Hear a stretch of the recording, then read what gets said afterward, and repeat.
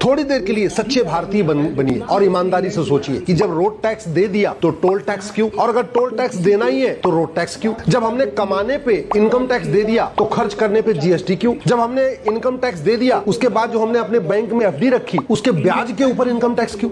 इस घटिया टैक्स मकर जाल के कारण सब परेशान है, लूट हो रही है, भ्रष्टाचार हो रहा, लेकिन ये सिस्टम नहीं बदला जा रहा है। अगर सरकार चाहे, अगर समाज चाहे, अगर सब लोग मिलकर आवाज उठाए तो भारत में सारे टैक्स खत्म करके वन नेशन वन टैक्स लागू हो सकता है। जरूरत ही नहीं, ना इनकम टैक्स की जरूरत है, ना टोल टैक्स की जरूरत है, ना रोड टैक्स की जरूरत है, ना वैट की जरूरत है, ना टीडीएस की जरूरत, ना इनकम टैक्स डिपार्टमेंट की जरूरत है क्योंकि नॉन प्रोडक्टिव डिपार्टमेंट है, ना जीएसटी डिपार्टमेंट की जरूरत है क्योंकि ये भी नॉन प्रोडक्टिव डिपार्टमेंट है। इसका जीडीपी में कोई योगदान नहीं, केवल पैसा इकट्ठा करता है। और सरकार को मैं कह रहा हूं, जिसमें वन नेशन वन टैक्स की बात कर रहा हूं, सरकार की इनकम दुगनी हो जाएगी और जनता का टेंशन खत्म हो जाए। 100 रुपए से बड़ी नोट बंद हो जाए, 5,000 रुपए से महंगे सामान का कैश लेन देन बंद हो जाए और 50,000 रुपए से महंगी प्रॉपर्टी आधार से लिंक कर दी जाए तो भ्रष्टाचार खत्म हो जाएगा, टैक्स चोरी खत्म हो जाएगा और उसके बाद केवल 2% एक्सपेंडिचर टैक्स लगा दिया जाए। इतना ही करना है, बहुत ज्यादा नहीं करना। मतलब जितना ये मकर जाल है कानून सारे खत्म, आम जनता भी खुश और सरकार की आय डबल दुगुनी आए। मैं कह रहा हूं सरकार इस सिस्टम को लागू करके पायलट बेसिस पे एक बार देख ले,